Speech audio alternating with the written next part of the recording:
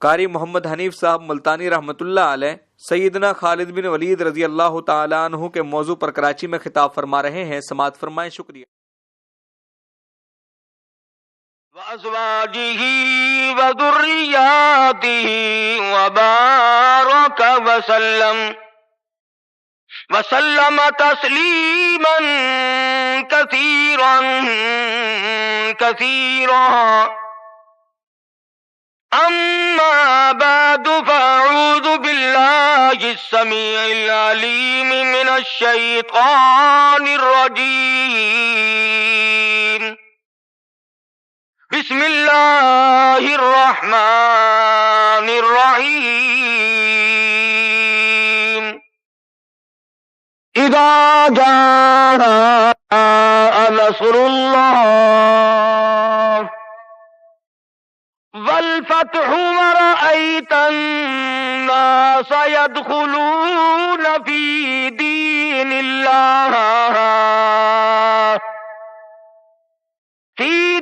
الله أفواجا فسبح بحمد ربك واستغفره إنه كان توابا وقال النبي صلى الله تعالى عليه وسلم كن في الدنيا كأنك غريب وقال النبي صلى الله تعالى عليه وسلم الدنيا مزرعة الآخرة وقال النبي صلى الله تعالى عليه وسلم من احیا سنتی عند فساد امتی فلہ اجر 100 شہید وقال النبی صلی اللہ تعالی علیہ وسلم من صلی علی واحدۃ صلی اللہ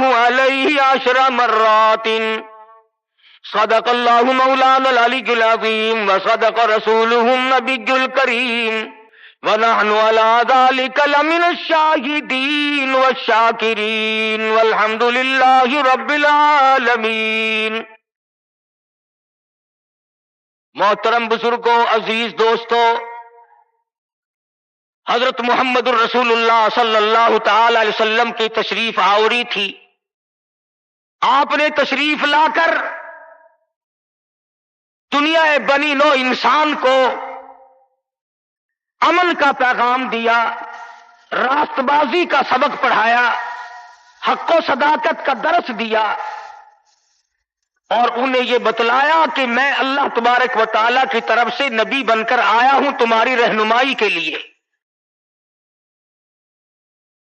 جن لوگوں کے مقدر اچھے تھے، جن کے نصیب اچھے تھے، انہوں نے موافقت کی، دامن پکڑا، غلامی کی، جانثاری کی، اور دامن پکڑا تو ایسا پکڑا کہ جان کے ٹکڑے تو ہو گئے مگر حضور اکرم صلی اللہ علیہ وسلم کا دامن نہ چھوڑا۔ مصائب ٹوٹے، طوفان کے پہاڑ بن کر ان کے سامنے آئے، تلخ سے تلخ وادیوں سے ان حضرات کو گزرنا پڑا، مگر کوئی تاریخ میں ثابت نہیں کر سکتا کہ محمد کریم صلی اللہ علیہ وسلم کے کسی دیوانے نے دین کو چھوڑا۔ امیر تھا یا غریب تھا، مرد تھا یا عورت تھی، کوئی بھی تھا، اور کیوں نہ ہو، جب ان کے سامنے محمد مصطفیٰ صلی اللہ علیہ وسلم دکھ اٹھایا کرتے تھے، صحابہ کرام کی جان نکل جاتی تھی۔ مکہ مکرمہ ہے، اللہ پاک ہر مسلمان کو زیارت نصیب فرمائے، آمین کہہ دو۔ مسلمانوں کی تعداد بڑی کم ہے، بہت تھوڑی سی تعداد ہے، کفر زوروں پہ ہے، جہالت نے انگڑائیاں لے رکھی ہیں، اور وہ دار الندوہ میں بیٹھ کر مشورے کرتے ہیں کہ اس نبوت کے مشن کو ختم کیا جائے۔ قرآن کریم نے ان لوگوں کے مشوروں کو بھی نقل کر دیا، فرمایا وَإِذْ يَمْكُرُ بِكَ الَّذِينَ كَفَرُوا لِيُثْبِتُوكَ محمد صلی اللہ علیہ وسلم کو قید کر دو، ان کی تحریک ختم ہو جائے گی، ان کا مشن ختم ہو جائے گا۔ او یخرجوک، یا انہیں جلا وطن کر دو، دیش نکالا دے دو۔ او یقتلوک، سرے سے قتل کر ڈالو، نبوت کو دنیا میں سے بے نام و نشان بنا دو۔ اللہ پاک فرماتے ہیں تم نے بھی تدبیر بنائی، تم نے بھی تجویز کی، وَيَمْكُرُونَ وَيَمْكُرُ اللَّهُ،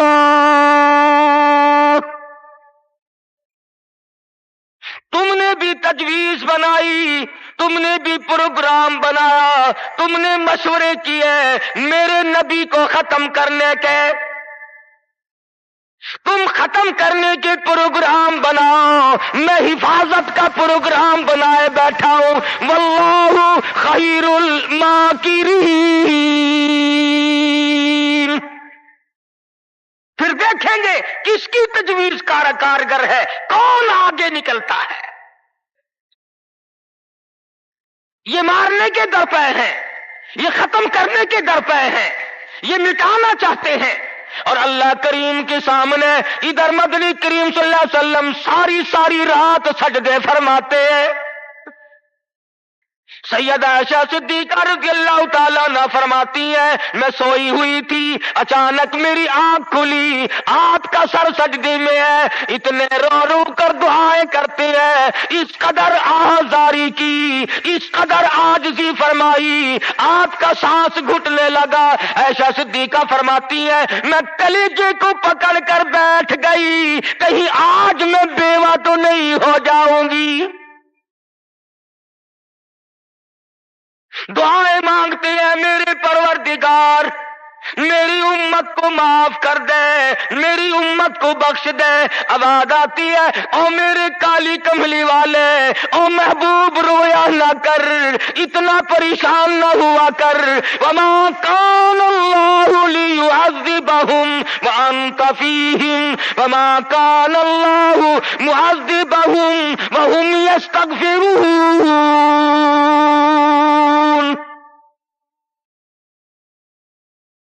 میرے محبوب جب تک آپ ان لوگوں میں موجود ہیں میں وعدہ کرتا ہوں ان کو کوئی عذاب نہ دوں گا، ان کو ذلیل نہ کروں گا، ان کو برباد نہ کروں گا۔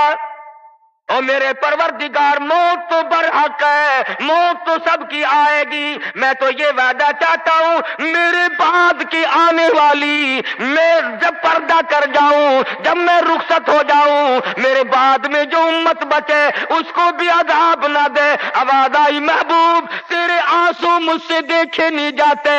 وما کان اللہ معذبہم وہم یستغفرون۔ جو استغفار کرنے والے لوگ ہوں گے، جو مجھے منانے والے لوگ ہوں گے، جو معافی طلب کرنے والے لوگ ہوں گے، میرے محبوب میرا تجھ سے وعدہ ہے، مجھے اپنی کبریائی کی قسم میں انہیں بھی برباد نہیں کروں گا۔ امت کے لیے رات دن دعائیں مانگی، رو رو کر دعائیں مانگی۔ حضرت ابو ہریرہ رضی اللہ تعالیٰ عنہ فرماتے ہیں مدنی کریم صلی اللہ علیہ وسلم قرآن کی تلاوت فرمایا کرتے تھے، جب عذاب کی آیت آتی اتنا سانس پھول جاتا، اس قدر گھبراہٹ آ جاتی، مجھے یوں آواز آتی جیسے ہنڈیاں کھول رہی ہو۔ نبی ساری رات روئے، نبی کے قدموں پہ ورم آ گئے، ساری رات قرآن کی تلاوت کی۔ امت کی رات فلم میں گزرتی ہے، امت کی رات ٹیلی ویژن پہ گزرتی ہے، امت کی رات بدماشی میں کٹ رہی ہے، امت کی رات بدکاری میں کٹ رہی ہے، سفید داڑھی ہو گئی، قبر کی تیاری ہے، آج تک یہ نہ سوچا ثم لم یتوبوا فلہم عذاب جہنم ولہم عذاب الحریق۔ جلا دینے والا عذاب تباہ کر دے گا۔ کون اس سیرت کو پڑھے، قرآن جو سیرت بیان کرتا ہے، کوئی کیا سیرت بیان کرے گا؟ صحابہ اکرام نے جن کی آنکھوں نے حضور کا حال دیکھا، تم نے کبھی اپنے نبی کا لباس نہ پوچھا، بٹن کی جگہ میرے آقا کے کرتے مبارک میں کانٹے چبھے ہوئے ہیں، آرام فرماتے ہیں، گلے میں کرتا نہیں ہے۔ صحابی نے سوچا مجھ سے زیادہ کسی کو بھوک نہ ہوگی، پیغمبر کے سامنے جا کر کرتا اٹھا دیا، یا رسول اللہ ذرا دیکھو میرا کیا حال ہے، سیدھا نہیں ہو سکتا ہوں، پیٹ پہ پتھر باندھ رکھا ہے۔ رحمت والے ہاتھوں سے کرتا اٹھایا اور صحابہ کی آنکھوں نے دیکھا ایک کے بجائے 2 پتھر بندھے ہوئے۔ ابو ایوب انصاری رضی اللہ تعالیٰ عنہ کا مکان ہے، اللہ اللہ، ہجرت فرما کر مدینہ طیبہ میں تشریف لائے۔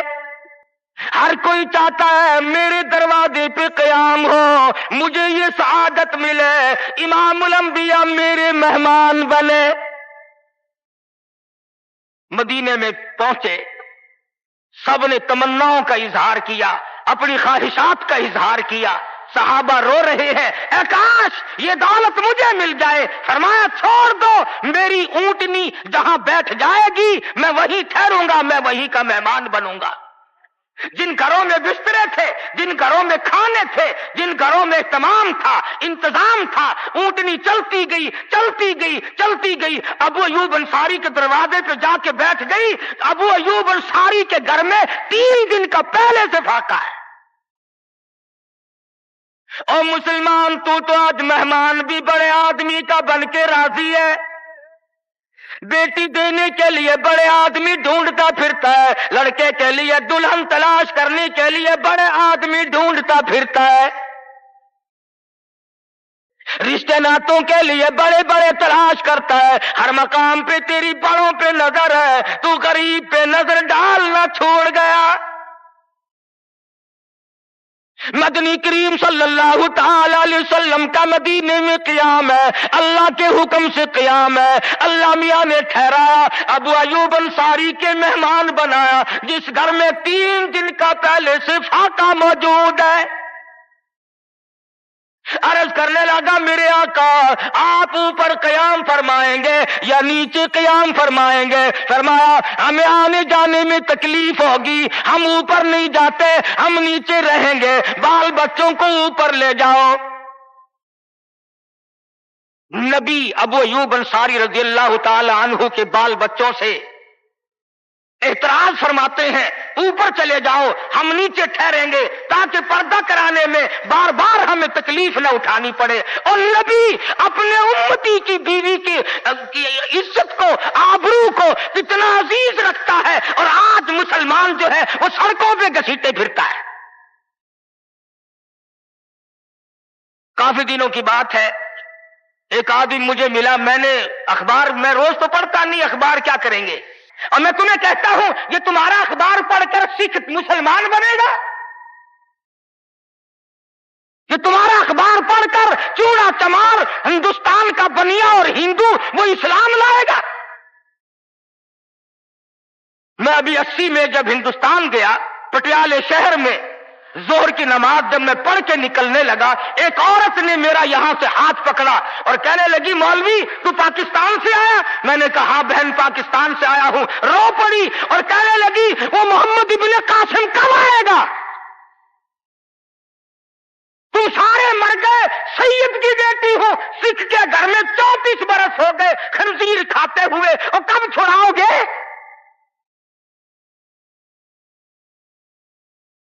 کرنال شہر میں اڈے پہ کھڑے ہوئے ایک عورت نے پوچھ لیا تم پاکستان سے آئے ہو؟ میں نے کہا، رو پڑی، کہنے لگی وہ تمہارا اسلام قرآن کہاں گیا؟ ارے آج تم اپنے آپ کو نہیں سنبھال سکتے، مسلمانوں کی بیٹیوں کی تو تم کب خبر لوگے؟ مدنی کریم صلی اللہ تعالی علیہ وسلم فرماتے ہیں ہم نیچے قیام کریں گے، تم اوپر چلے جاؤ۔ ابو ایوب انصاری اوپر تشریف لے گئے، دل میں خیال آیا نبی کا حکم ملا، میں اوپر آ گیا، ادب کے خلاف ہے میں اوپر بیٹھوں، میرے آقا نیچے ہے۔ تو نے تو نبی کا ادب کرنا بھی نہیں سیکھا, تو نبی کے ادب کی طرف بھی نہیں جاتا. ابو ایوب انصاری سے جا کے پوچھ لے, کوٹھے پہ بیٹھنے کے لیے تیار نہیں, کھڑا ہوا سوچ رہا ہے ششو پنج میں ہے, نیچے جاتا ہوں نبی کے حکم کے خلاف ہو جائے گا, اوپر بیٹھتا ہوں بے ادبی ہو جائے گی. علماء نے لکھا ہے ابو ایوب انصاری نے مدینے میں ساری رات منیرے پہ لٹک کے گزار دی. تمام رات ابو ایوب انصاری رضی اللہ تعالی عنہ منیرے پہ لٹک کے رات پوری کر دیتا ہے. نیچے جاتا ہوں نبی کے حکم کے خلاف ہوگا, اوپر بیٹھتا ہوں بے ادبی ہوگی. ارے نہ بیٹھا نہ نیچے گیا, ساری رات لٹک کے گزار دی. آج ہم سوچنے پر مجبور ہیں کہ آخر ہم بے ادبوں کے ساتھ ہوگا کیا, بنے گا کیا؟ جن لوگوں نے ادب کیا ان کے مقدر جاگ اٹھے, ان لوگوں کو خداوند کریم نے دنیائی میں بخت لگائے. حضرت خالد بن ولید رضی اللہ تعالی عنہ, اطلاع دی گئی, خبر ملی کہ عیسائی سردار, عیسائی بادشاہ 1.5 لاکھ کے قریب فوج لے کر مسلمانوں پہ حملہ کرنے کے لیے آیا ہے. حضرت خالد بن ولید رضی اللہ تعالی عنہ کو 50-60 آدمی دیے, جاؤ بادشاہ کی فوج کا اندازہ لگا کے آؤ, تخمینہ لگا کے آؤ, اسلحہ دیکھ کے آؤ, ان کی تعداد کا اندازہ لگاؤ وہ کتنے ہیں. حضرت خالد بن ولید رضی اللہ تعالی عنہ چند صحابہ کرام کو ساتھ لے کر کے پہنچے. عیسائی بادشاہ کو پتا چلا, اس نے حضرت خالد بن ولید رضی اللہ تعالی عنہ کو بلایا اور کہنے لگا کہ دیکھو جنگ اچھی چیز نہیں ہے, ہم سے صلح کر لو, ہم سے صلح کر لو. حضرت خالد فرمانے لگے صلح میں دیر کیا ہے, قال لا الہ الا اللہ محمد الرسول اللہ صلی اللہ علیہ وسلم, کلمہ پڑھ, مسلمان بن جا, میرا بھائی بن جا, جنت کا حقدار بن جا, میرے نبی کا غلام بن جا, اللہ کی توحید کا ماننے والا بن جا, ابھی تمام باتوں میں صلح ہو جائے گی. وہ کہنے لگا بڑا جلدی کلمہ پڑھا ہے, جیسے میں اکیلا بیٹھا ہوں, تو نے میری فوج دیکھی ہے, 1.5-2 لاکھ فوج لے کے آیا ہوں, کھا جائے گی میری فوج تمہیں. کلمے پڑھا رہا ہے. حضرت خالد کو کہنے لگا تجھے پتا نہیں تو کس کے سامنے کھڑا ہے؟ فرمایا ہاں ایک عیسائی کافر کے سامنے کھڑا ہوں. وہ کہنے لگا ہے کوئی جلاد؟ فوراً تلوار لے کر حاضر ہو گئے, کہا اس گستاخ کی گردن کاٹ مارو. حضرت خالد کے ساتھ 2 آدمی اور تھے, انہوں نے یہ نہیں کہا ہے جی اجی ہم تو یوں ہی بات کر رہے تھے جی, اجی آپ برہم ہو گئے, اجی حضور آپ ناراض ہو گئے. حضرت خالد نے یہ نہیں فرمایا کہ باہر والوں کو اطلاع کر دو, وہ 50-60 آدمی تو ہمارے ساتھ مل جائے. 2 ساتھیوں کو فرمایا اب ایک دوسرے کی طرف مت دیکھنا, تلوار نکال لو, انشاءاللہ حوض کوثر پہ ملاقات ہوگی. 3 آدمی 1.5-2 لاکھ کے مقابلے میں ٹکرا گئے, یہ نہ سوچا کہ ہوگا کیا. حضرت خالد بن ولید رضی اللہ تعالیٰ عنہ اور 2 ساتھی اور تمام کافروں کی فوج میں گھر گئے. جنگ شروع ہو گئی. ابو عبیدہ بن جراح رضی اللہ تعالیٰ عنہ کے خام میں مدنی کریم صلی اللہ علیہ وسلم تشریف لائے. فرمایا ابو عبیدہ تو سویا ہوا ہے, میرا خالد گھیرے میں آ گیا. گھبرا کے اٹھے, شور مچایا, لوگوں جلدی کرو پہنچو, خالد گھیرے میں ہے. حضرت خالد کی بیوی ام تمیم سنتی ہے, کہنے لگی نہیں مجھے یقین نہیں آتا, میرا خالد گھیرے میں آنے والا نہیں, آ ہی نہیں سکتا. گھر میں کھڑی ہو کر چاروں طرف نظر مارتی ہے, دیکھتی کیا ہے, وہ ٹوپی جس میں امام الانبیاء محبوب کبریا حضرت محمد مصطفیٰ صلی اللہ تعالی علیہ وسلم کے منہ مبارک رکھے ہوئے تھے, وہ بھول آئے. ام تمیم کہتی ہے خالد تو ضرور گھیرے میں آ گیا, تیری ٹوپی یہاں رہ گئی. उम्मे तमीम ने टोपी लेकर के शोर नहीं मचाया, कपड़े नहीं फाड़े, चेहरा नहीं नोचा, अबू बैदा के पास नहीं आई, बगल में टोपी दबाई, बुर्का ओढ़ा, घोड़े पर सवार हुई, तलवार लेकर घोड़े को सरपट छोड़ दिया। सहाबा देख रहे थे, अरे ये कौन है, ये कोई जासूस मालूम होता है, इसे पकड़ो पकड़ो पकड़ो। सहाबा ने घोड़े दौड़ाए, घेरे में ले लिया, पूछा बुर्का पोछ, तू कौन है? कहने लगी ना छेड़ो, खालिद की बीवी उम्मे तमीम हूं। तू कहां चली है? कहने लगी मेरा खालिद घेरे में आ गया, टोपी घर पे भूल गया, मुंह पहुंचाने चली हूं, हमें दे दे, हम पहुंचा देंगे, तू औरत जात है। कहने लगी खालिद की जो कदर मैं जानूं तुम नहीं जानते, जान दे दूंगी मगर टोपी किसी को ना दूंगी। निकल पड़ी, आके देखा तलवारें चल रही हैं, गाजर मूली की तरह आदमी कट रहे हैं, हजरत खालिद बिन वलीद बीच में है। उम्मे तमीम ने तलवार निकाल कर चलानी शुरू कर दी, गाजर की तरह लोगों को काट मारा। खुद हजरत खालिद कहते हैं, ओ मेरे साथियों, इस नौजवान को पहचानो, इस बुर्का पोश को पहचानो, इस निकाब पोश को पहचानो, ये कौन है? जब सामने गई, निकाब उठा के कहने लगी खालिद तेरी बीवी उम्मे तमीम हूं, ये टोपी भूल आए हो, पहुंचाने आई हूं। और कराची के मुसलमानों, तुमने कभी सोचा नहीं खालिद के सर पे नबी की टोपी नहीं, जिसमें नबी के बाल रखे हुए थे, वो घेरे में आ गए। आज तेरे पास कुरान नहीं, तू घेरे में है। वो टोपी घर पे भूल आया था, तू कुरान को मस्जिद में कैद करके आया, आज तू कुफर के नरगे में फंसा हुआ है, तू घेरे में है, तुझे कोई नहीं निकाल सकता अल्लाह के कुरान के सिवा। तुम कितनी अस्करी ताकत बढ़ाओ, तुम तादाद बढ़ा लो, तुम छोटे बड़े जोर लगाओ, कितनी तुम कोशिश करो, खुदा की कसम जब तक तुम अल्लाह का कुरान लेकर के नहीं बैठते, उस वक्त तक तुम्हारा घेरा नहीं टूट सकता। तुमने अल्लाह के कुरान को मस्जिद में कैद कर दिया,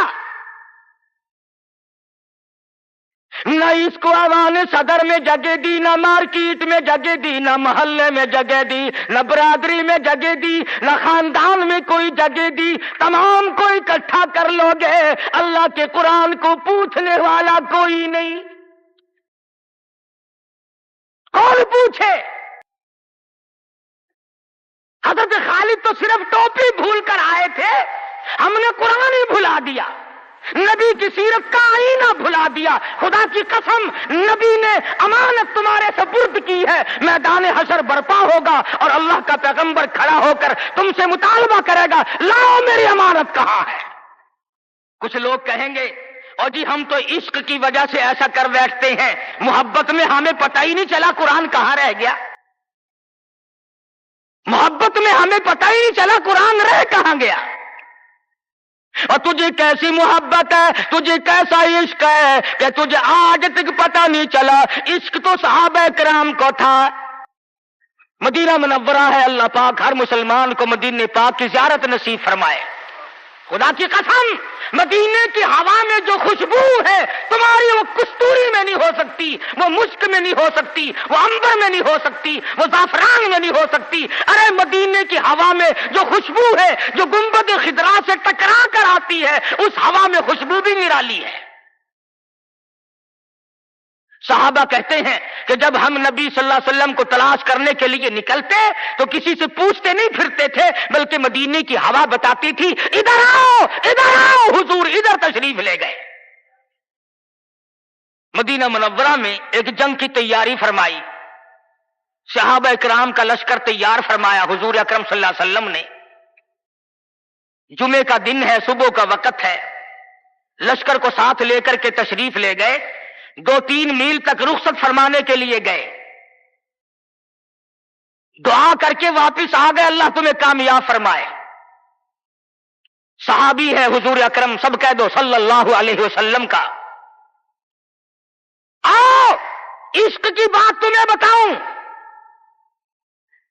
حضور اکرم صلی اللہ علیہ وسلم نے روانگی کے وقت فرما دیا، توجہ کرنا، لشکر کو رخصت کرتے وقت فرما دیا، اور میرے دیوانوں اور پروانوں اور میرے جانثاروں بات سنو، پہلے جھنڈا جعفر طیار رضی اللہ تعالیٰ عنہ کے ہاتھ میں دینا، پھر جھنڈا عبداللہ بن روا کے ہاتھ میں دینا، پھر جھنڈا اسامہ بن زید کے ہاتھ میں دینا۔ حضور کے کلام کی مراد کو اگر صحابہ نہیں جانتے تو کون جانتا ہے؟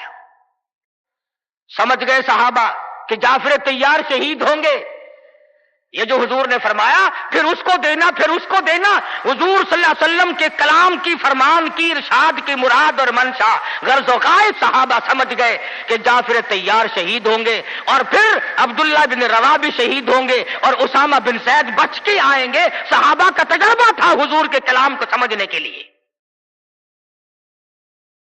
عبداللہ بن روا رضی اللہ تعالی عنہ نے سوچا کہ تسلی تو میری ہو گئی کہ میں شہید ہوں گا، اس جنگ میں واپس نہیں آؤں گا، مگر چلو جمعے کا دن ہے، سواری میری بڑی تیز ہے، میں آخری جمعہ سرکار دو عالم صلی اللہ علیہ وسلم کے پیچھے کیوں نہ پڑھوں اور جمعہ پڑھ کے جاؤں گا، ایک مرتبہ اور اپنے آقا کا دیدار کروں گا۔ واپس مدینے میں آئے، گھر نہ گئے، بیوی بچوں میں نہ گئے، باغ و بہار میں نہ گئے، فصل باڑی میں نہیں گئے، لوگوں میں نہیں گئے، سیدھے مسجد نبوی میں تشریف لائے۔ جمعے کی نماز کے بعد مدنی کریم صلی اللہ علیہ وسلم سے سلام کیا۔ حضور نے فرمایا، عبداللہ میں نے تو تجھے صبح رخصت کیا تھا لشکر کے ساتھ، تجھے صبح روانہ کر دیا تھا، تو چلا گیا تھا فوج کے ساتھ۔ عرض کیا، یا رسول اللہ میرے ماں باپ قربان ہو جائیں، آپ کے فرمان سے میں نے یہ اندازہ لگایا کہ میں شہید ہو جاؤں گا، میرا یہ آخری جنگ ہے، یہ آخری جہاد ہے۔ میرے دل میں ایک بات آئی، آج جمعے کا دن ہے، اپنے آقا کے پیچھے جمعہ بھی پڑھوں، آخری جمعہ پڑھوں اور آخری دیدار کر کے جاؤں۔ اب تھوڑے سے مجھے آپ بول کے بتائیں، عبداللہ ابن رواح کا یہ عشق ہے کہ نہیں؟ کوئی ڈر کی بات نہیں، کوئی خوف کی بات نہیں، بیوی بچوں کی محبت نے نہیں کھینچا، باغوں کو دیکھنے نہیں گیا، بچوں سے ملاقات کے لیے نہیں گیا، ارے حضور کا عشق ہے، کہتا آخری جمعہ، آخری دیدار، آخری ملاقات۔ اور عرض کیا، میرے آقا میں اپنے ساتھیوں کو جا ملوں گا، میری سواری بڑی تیز ہے۔ امام الانبیاء محبوب کبریا حضرت محمد مصطفیٰ صلی اللہ علیہ وسلم کا چہرے انور سرخ ہو گیا۔ فرمایا، عبداللہ تو ساتھیوں کو نہیں مل سکتا، نہیں مل سکتا، جب تیرے ساتھی جنت میں جائیں گے 500 سال بعد میں بہشت میں جا سکے گا۔ کیوں؟ اس لیے چاہے تم عشق کے تحت آئے، محبت کی وجہ سے آئے، جذبے کی وجہ سے آئے، جمعے کے لیے آئے، میرے دیدار کے لیے آئے، میری ملاقات کے لیے آئے، جب میں نے رخصت کر دیا تھا میرے حکم میں تاخیر کیوں کی؟ پتہ چلا عشق بھی وہ مقبول ہے جو حضور کی غلامی کے اندر ہو۔ غلامی سے باہر جو عشق ہے وہ عشق نہیں، وہ فریب ہے، وہ دجل ہے۔ آج آپ دیکھ لیں، نام دیکھو، شکل دیکھو، نام ہوگا عاشق رسول، اور شکل دیکھو تو خدا کی قسم بالکل ایسا معلوم ہوگا جیسے اندرا کا بھتیجا ہو۔ پہچان نہیں سکے گا آدمی۔ کیا کر سکتا ہے آدمی شکل میں؟ صورت نہیں، سیرت نہیں، لباس نہیں، اخلاق نہیں، کردار نہیں، تمام چیزوں کا تختہ نکال کے رکھ دیا ہے۔ اور آج قوم اسی وجہ سے مصیبتوں سے دوچار ہے، وہ نرغے میں پھنسی ہوئی ہے، وہ نکل نہیں سکتی، وہ سہارا ڈھونڈ رہی ہے مادی قوت کا۔ حضور ناراض ہو گئے صلی اللہ علیہ وسلم۔ صحابی کہتے ہیں، میں چاہتا تھا زمین پھٹ جائے، مجھے لقمہ بنا کر نگل جائے۔ صحابی کہتا ہے، مجھے زندگی تلخ لگنے لگی، ہائے میرے آقا مجھ سے ناراض کیوں ہو گئے؟ عبداللہ بن روا تشریف لے گئے، گھر پھر بھی نہیں گئے، बाल बच्चों में फिर भी ना गए और जाकर के जिहाद में शरीक हो गए। 3 दिन गुजर गए, कोई चीज हलक में ना गई, कमर सीधी नहीं हो सकती थी, जंग सख्त था, लड़ाई शदीद थी, तलवारें चल रही थी। अब्दुल्ला इब्न रवा फरमाते हैं, मुझे भूख लगी, सीधा खड़ा नहीं हो सकता था। मुझे याद आया मेरे थैले में गोश्त के खुश्क टुकड़े मौजूद हैं, मैं उनको मुंह में लेकर जरा चूसने लगा। मुझे मदीने का बाग याद आया, मुझे बीवी याद आई, मुझे औलाद याद आई। नबी के दीवाने का तर्ज जिंदगी देख। सहाबी कहता है, मैंने उंगली हलक में डालकर वो बोटी बाहर निकाल दी। कहा, अच्छा मैं तुझे कुछ खाने के लिए देने लगा हूं तो यहां बैठकर घर याद आया। खड़े हो गए और फरमाने लगी, और मेरी बीवी और तुम्हें तलाक हो, और मेरे बाग बहार जाओ, इस्लाम के लिए वक़्फ़ हो तुम, आज के बाद मेरे नहीं। किसी ने पूछा क्या कह रहे हो? फरमाया, हाँ, नक्शा सामने क्यों आया? आखिरी वक्त में दुनिया का नक्शा मेरी आंखों में क्यों खिंचा? सहाबी ने अपने दिल में तसव्वुर भी लाना अच्छा ना समझा, मेरी आकबत खराब ना हो जाए, मेरी आखिरत ना बिगड़ जाए। अब्दुल्ला बिन रवा तलवार लेकर खड़े हो गए। किसी ने लिखा 3 दिन का, बाद ने लिखा 5 दिन का भूखा सहाबी टुकड़े हो गया। ये था इश्क जिसे इश्क कहा जाता है। लेकिन हुजूर की अंदाजा लगाओ, हुक्म में ताखीर की वजह से 500 साल बाद को बहिश्त में जा सकेगा। और जिन्होंने हुजूर के अहकाम को सरे से ठुकरा दिया, सरे से मानना ही नहीं, इनकार कर दिया, अब ये फैसला तुम करो, अब ये फतवा तुम दो कि वो जन्नत में कब जाएंगे। इमामुल अंबिया महबूब किबरिया हजरत मोहम्मद मुस्तफा सल्लल्लाहु ताला अलैहि वसल्लम के दीवानों ने हद कर दी, परवानों ने हद कर दी। जिस सूरत से भी उनको लगाया गया उसी सूरत से वो आगे बढ़ते रहे। फारूक आजम की हुकूमत है, सब कह दो रज़ियल्लाहु ताला अन्हु। मिस्र के इलाके में काफिरों ने एक साजिश बनाई, लड़कियों को हारो संगार करके कोठे पे खड़ा कर दिया। प्रोग्राम मुसलमानों को पहले मालूम हो गया कि मुसलमान फौज के कल्चर को तबाह करना चाहते हैं, मुसलमान के अखलाक और किरदार को बर्बाद करना चाहते हैं। फारूक आजम को खत लिखा, और रास्ता कोई नहीं फौज के गुजरने का, एक ही रास्ता है, और उस रास्ते को खराब कर दिया गया। उस रास्ते में कांटे बिछा दिए गए, हुस्न की दौलत बखेर दी गई ताकि मुसलमानों का दिल खराब हो। अरे ये काफिर का भी अकीदा है कि अगर मुसलमान का पांव फिसल गया फिर ये जहन्नुम से उरे नहीं ठहरता। फारूक आज़म रज़ियल्लाहु ताला अन्हु ने खत का जवाब दिया और साफ साफ लिख दिया, कोई परेशानी की बात नहीं, सारी फौज को इकट्ठा करके कुरान की आयत सुना दो। सारी फौज को इकट्ठा करके कुरान सुनाओ।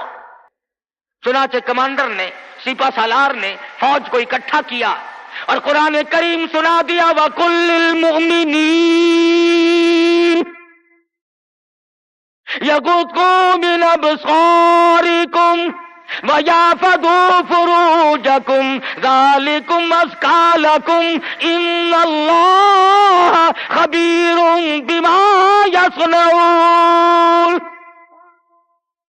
मुसलमानों, अपनी नजरों की हिफाजत करो, अपने ईमान की हिफाजत करो।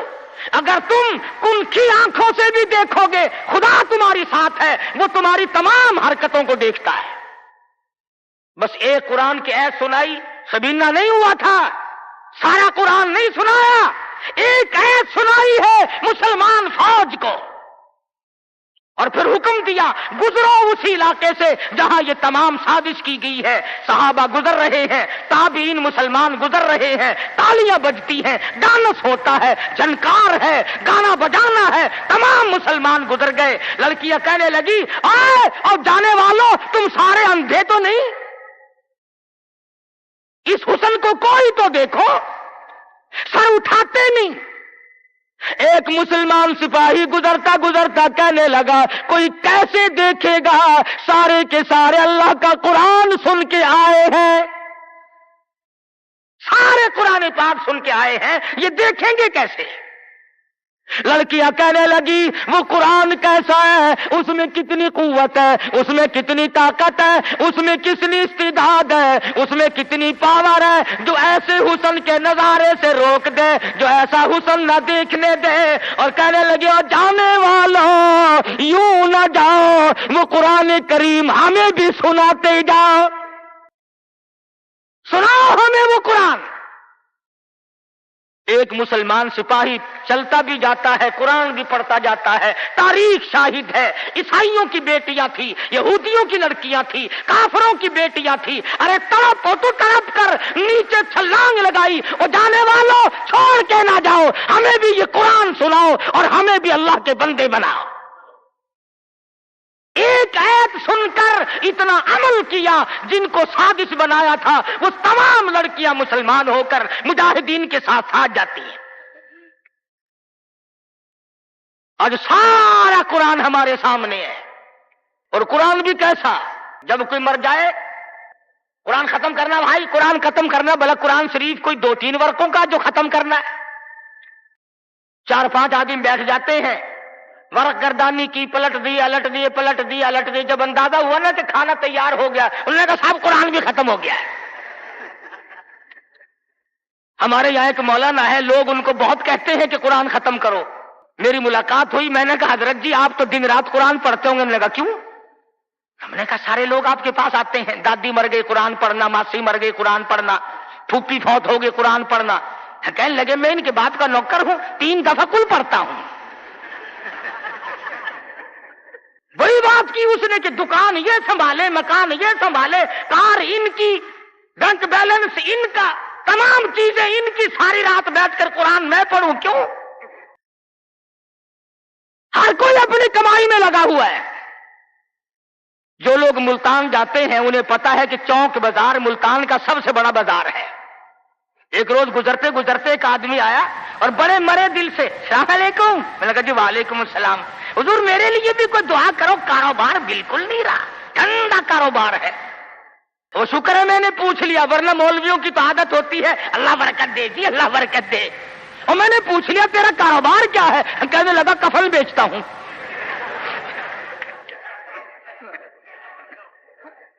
اور بدبخت میں نے کہا کاروبار بدل لے، لوگ مرے تو تیرا دھندا چلے۔ اس لیے لوگوں کو کہا کرتا ہوں کہ مولویوں کو شادیوں میں دیا کرو، تاکہ یہ دعا کرے یا اللہ ایک ایک کی 4 شادیاں ہوں۔ اب مرے بغیر تم رسید نہیں دیتے، جب تک مرو گے نہیں مولوی کا گھر میں داخلہ تن، کیا کرے مولوی بیچارہ، کدھر جائے؟ سب کی بات یہ ہے۔ ایک دوست کے جنازے کے ساتھ قبرستان گیا، وہ قبر کھودنے والے بھی پہچانتے ہیں، السلام علیکم، وعلیکم السلام، کیا حال ہے بھائی؟ لگا حال کیا ہے، آج 5ویں دن ایک مردہ لے کے آئے ہو، کم سے کم ہمارے لیے بھی دعا کر، ایک مردہ تو روز کہا جایا کرے، عقل کرو۔ شادی میں تو قرآن کو جگہ نہیں دیتا، بنگلے میں، کوٹھی میں، فلیٹ میں، کاروبار میں، دکان میں خدا کے قرآن کو جگہ نہیں دیتا۔ خدا کی قسم ارشاد فرمایا مدنی کریم صلی اللہ علیہ وسلم نے، جو لوگ قرآن پاک کی تلاوت کرتے ہوئے مر جائے اپنی قبر سے قرآن پڑھتا ہوا اٹھے گا،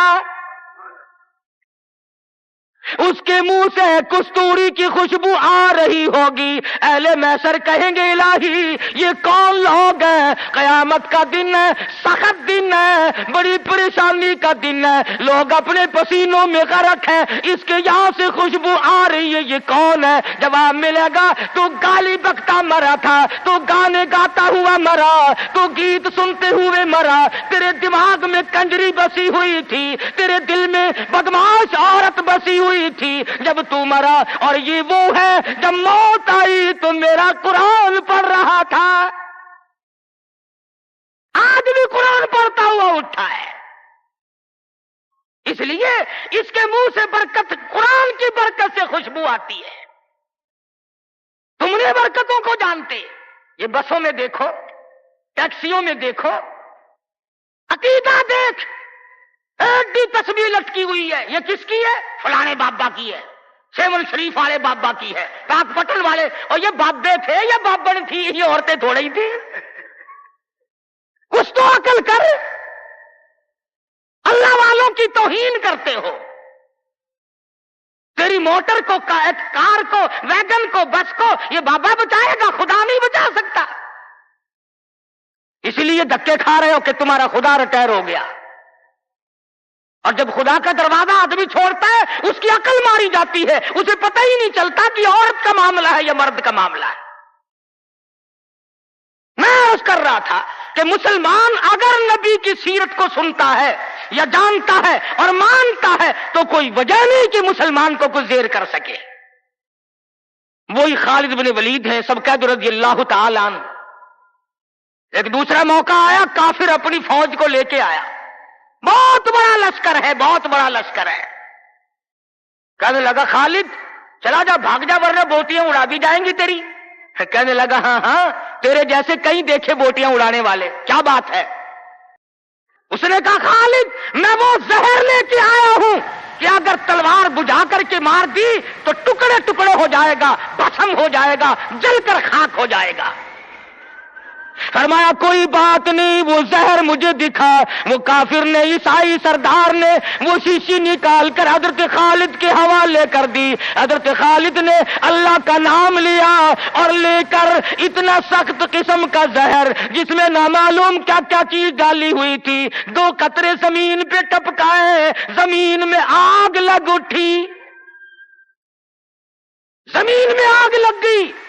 خالد کا ایمان دیکھو، نبی کے دیوانے کا ایمان دیکھو، اور نبی کا صحابی ہے، نبی کا جانثار ہے، نبی کا غلام ہے. ہاتھ سے شیشی لی اور بسم اللہ کر کے تمام شیشی کو پی کر خالد سامنے کھڑے ہیں. فرمانے لگے دیکھ تیرے سامنے آرام سے کھڑا ہوں. کہنے لگا کہ تم تو کچھ بھی نہیں، تمہیں تو یہ زہر کچھ نہیں کہتا، تم کیا کھاتے ہو، تم کیا پیتے ہو، تمہارا کیا مطلب ہے، اور جاؤ اپنے خیمے میں تمہارے پاس آؤں گا. عیسائی سردار گیا، خالد کو کہنے لگا وہ کشتہ کھلا، وہ دوا پلا، جس کو زہر کچھ نہ کہے، تلواریں نہ ڈرائیں، تیر نہ ڈرائیں، مرنے سے نہ ڈرے. فرمایا غسل کر، غسل کیا. فرمایا پڑھ لا الہ الا اللہ محمد الرسول اللہ صلی اللہ علیہ وسلم، کلمہ پڑھایا. عیسائی کلمہ پڑھ کے کہنے لگا خدا کی قسم اب وہی جذبہ، وہی ہمت، وہ قوت میرے اندر آ گئی. تم ٹھہرو، اب اس ساری فوج سے میں اکیلا ٹکراؤں گا. چنانچہ وہ ٹکرا گیا اور شہید ہو گیا. تو ایسی صورت میں جبکہ عقائد کا میدان ہمارا یہ ہو اور عمل کا میدان ہمارا یہ ہو اور کردار کی صورت یہ ہو تو بات کیسے بنے؟ اللہ میاں جانتا تھا کہ نبی کی آمد کی خوشی میں نامعلوم ناچیں گے، ڈانس کریں گے، ڈھول بجائیں گے، کیا کیا خرافات کریں گے. اللہ میاں نے اسی دن میں حضور کی وفات رکھ دی. فرمایا اگر خوشی آئے اچھلو مت، غم آئے تو تباہ نہ ہو جاؤ. وہی دن خوشی کا اور وہی دن غمی کا. تجھے غم کا کیا پتا؟ تیرا بیٹا مر جائے تجھے غم کا پتا، تیری بیگم مر جائے تجھے غم کا پتا، تیرا جوان کریل بھائی مر جائے تجھے غم کا پتا. تو نے ماں کا صدمہ دیکھا ہوگا، تم نے ماں باپ کا صدمہ دیکھا ہوگا، تم نے بیٹے کی موت کا صدمہ دیکھا ہوگا. خدا کی قسم جاؤ بلال سے جا کے پوچھو جب حضور رخصت ہوئے تیرا کیا حال بنا تھا. تو کیا جانے کہ صحابہ کرام پہ اس دن کیا بیتی. حجۃ الوداع کے زمانے سے لے کر 12 ربیع الاول تک محمد مدنی صلی اللہ علیہ وسلم بیمار رہے. اگر اتنے دنوں آج کوئی بیمار پڑ جائے، مولویوں سے موت کی دعا کرانے لوگ مسجدوں میں پہنچ جاتے ہیں، حجی ذرا دعا کر دینا یا ادھر ہو یا ادھر ہو.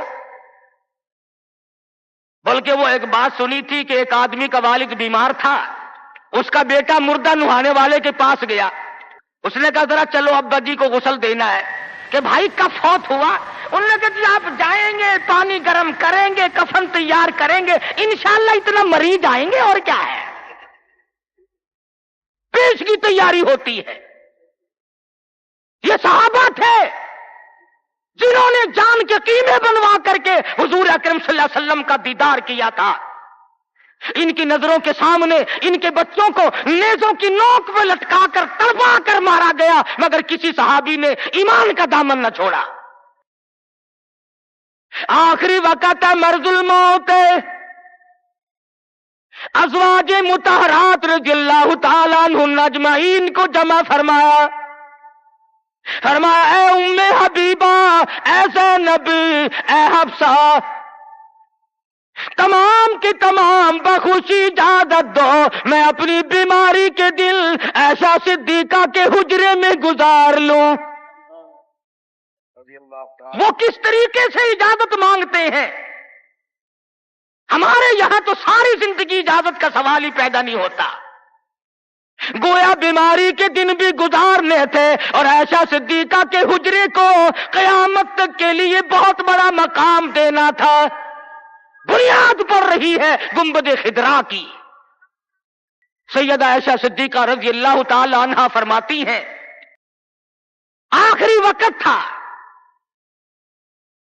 پسینے آئے، گھبراہٹ طاری ہوئی، فرمایا میری عائشہ ٹھنڈے پانی کا پیالہ لے آ، میں سمجھی پانی پیئیں گے، میرے محبوب کو پیاس لگی ہوگی، میرے محبوب کو گرمی لگی ہوگی۔ میں پانی کا پیالہ لے کر حاضر خدمت ہوئی، اشارہ کر کے فرمایا یہاں رکھ دے، میں نے رکھ دیا۔ رحمت والا ہاتھ پانی میں بھگو کر اپنے منہ پہ چھینٹے مارنے شروع فرما دیے۔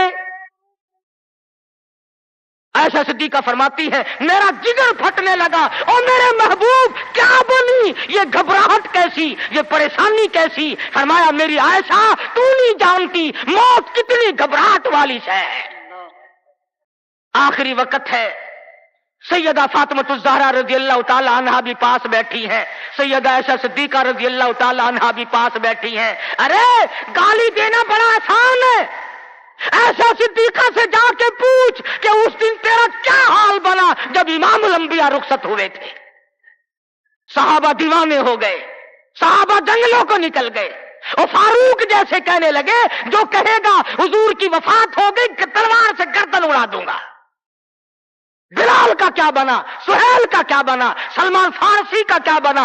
ارے جن بچوں کے سر پہ یتیمی کی وجہ سے ہاتھ پھیرا کرتے تھے وہ بچے روئے، مدینے کی عورتیں روئی، مدینے کے بیمار روئے، آج ہم یتیم ہو گئے۔ تو 12 ربیع الاول مدنی کریم صلی اللہ علیہ وسلم کی وفات کا دن ہے، حضور کی رخصتی کا دن ہے، اور خداوند عالم نے اس لیے یہ دن رکھا کہ لوگ اچھلنا نہ شروع کر دیں، لوگ بے حد متاثر نہ ہو جائیں۔ اس لیے یہ وہ غم ہے کہ مسلمان کے اندر سے تو نکلنا ہی نہیں چاہیے۔ سیدنا امام حسین رضی اللہ تعالیٰ عنہ کے بارے میں تو کہتے ہو کہ جی غم کرنا چاہیے، غم کرنا چاہیے، اور حضور کی وفات کی خوشی کرنی چاہیے۔ امام الانبیاء دنیا سے گئے، تیرا نبی سے اگر تعلق ہوتا، تجھے نبی سے محبت ہوتی، انس ہوتا، خدا کی قسم اس دن تو رونے کا دن تھا۔ اس لیے سیرت نے تمام چیزیں ہمیں بتلائیں، اور ساری چیز ہمارے سامنے آ گئی۔ جن لوگوں نے کھیل بنایا، تماشا بنایا دین کو، نبی کی سیرت کو، کیا ہے وہ لوگ؟ ہمیں ان لوگوں کی کوئی پرواہ نہیں۔ خدا کی قسم یہ لوگ تھے جنہوں نے گنبد خضرا پہ بیٹھ کر ایک ایک چھٹاک مصری کی دال کا پانی 11 آدمیوں نے پی کر کے زندگی گزاری۔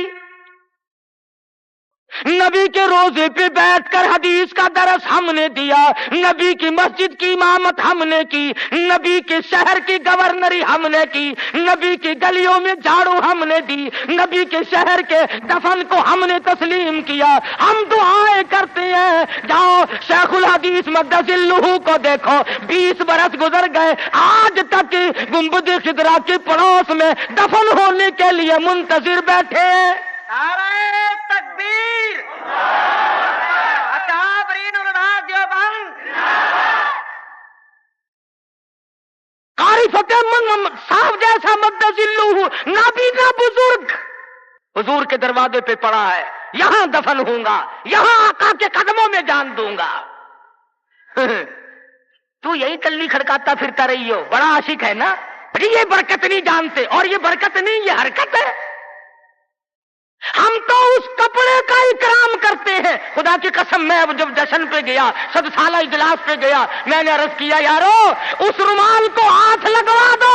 کہنے لگے جی رس بڑا ہے ورنہ ضرور دکھاتے. وہ سننے کی ڈبیا میں رکھا ہوا ہے وہ رومال جس رومال کو میرے آقا کا چوگا مبارک لگا ہے، خزانے میں رکھا ہے. ہمارے پاس خزانہ وہ رومال ہے، وہ کنتیل ہے خداوند عالم کے محبوب کا جس میں چوگا رکھا ہوا تھا. ہم تو اس رومال کی حفاظت کرتے ہیں، اس قرآن کی حفاظت کرتے ہیں، اس سنت کی حفاظت کرتے ہیں جو صحابہ کرام نے ہم تک پہنچائی. اللہ پاک مجھے اور آپ کو عمل کی توفیق عطا فرمائے. وآخر دعوانا ان الحمدللہ رب العالمین.